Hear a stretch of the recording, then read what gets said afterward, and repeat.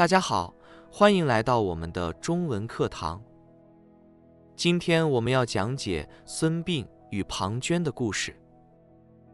这个著名的故事在中国已经流传了2000多年，请仔细听。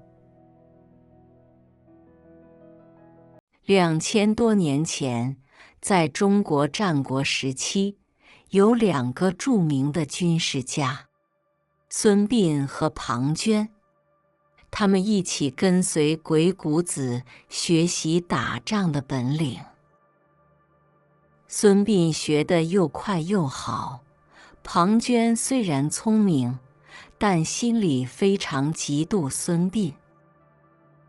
后来，庞涓到魏国当将军，他怕孙膑比自己强，就骗孙膑到魏国，并在魏王面前陷害他。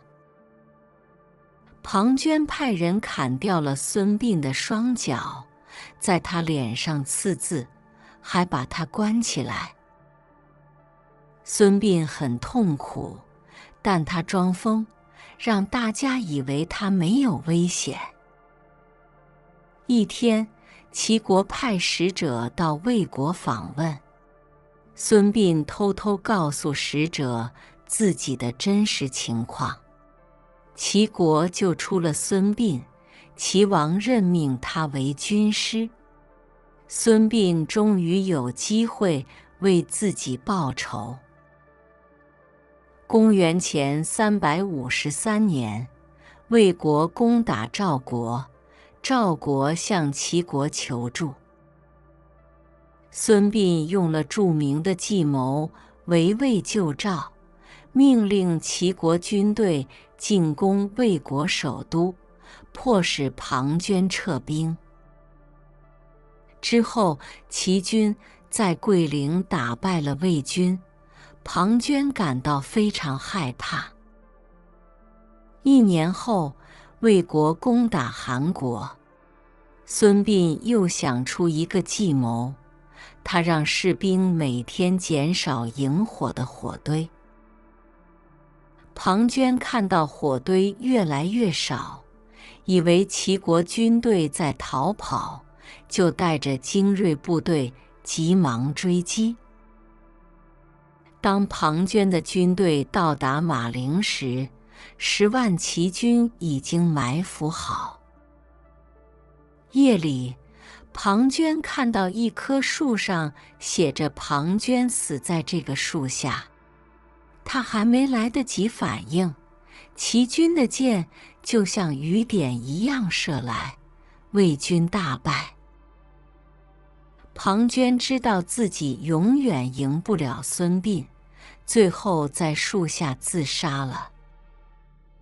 孙膑报了仇，也让齐国变得更强大。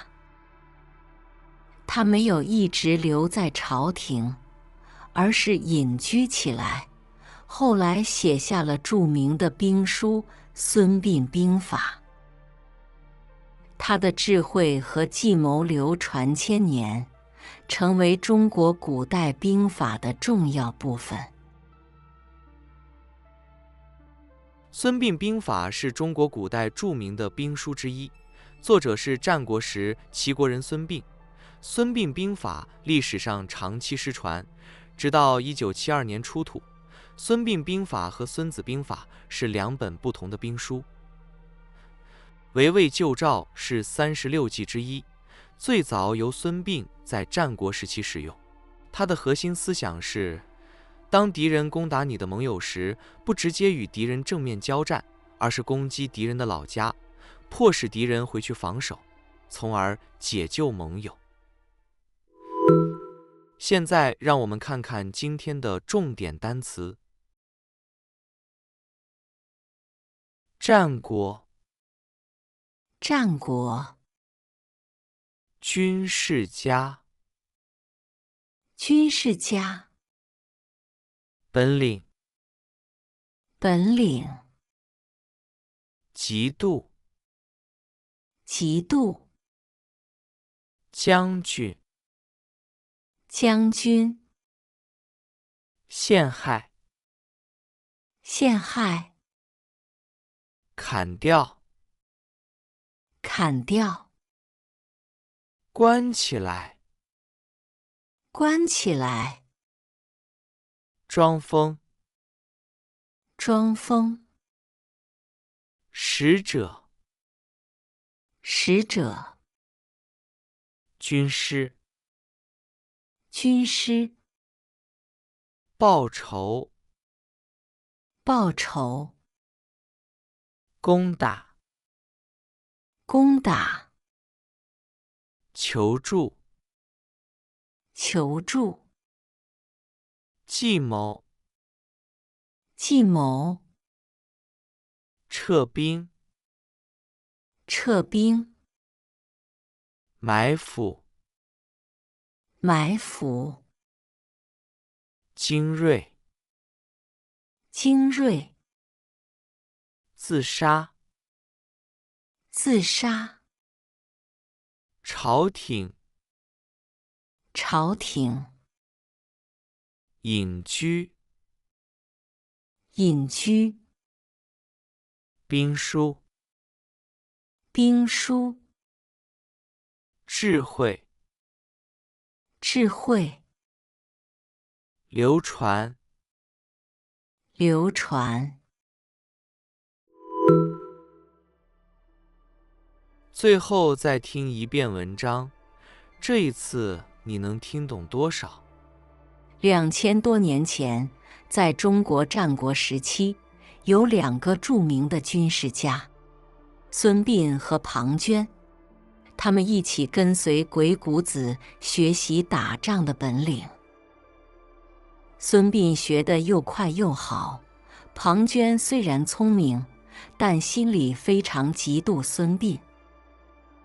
后来，庞涓到魏国当将军，他怕孙膑比自己强，就骗孙膑到魏国，并在魏王面前陷害他。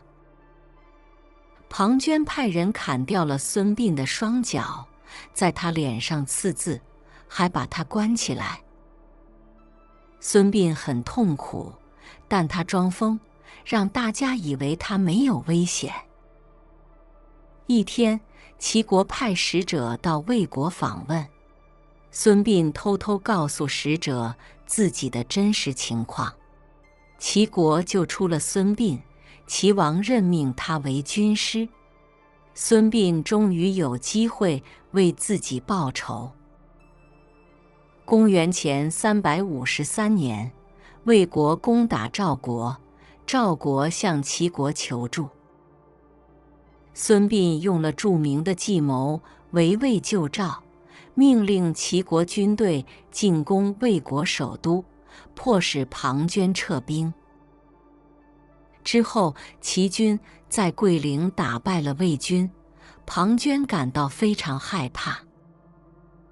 1年后，魏国攻打韩国，孙膑又想出一个计谋，他让士兵每天减少引火的火堆。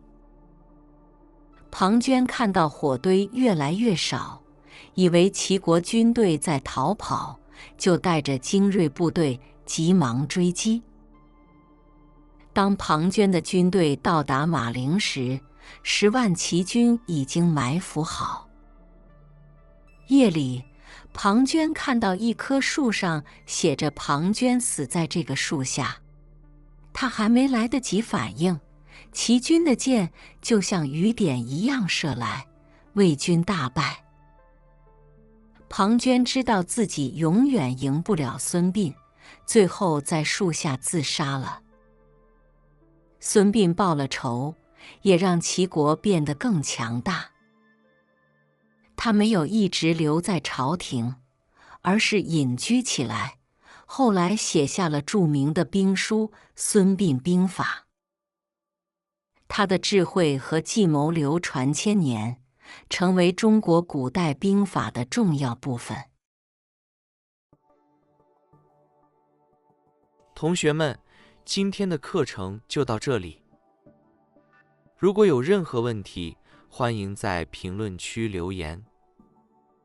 喜欢我们的课程请点赞、分享、订阅。让我们下次再见。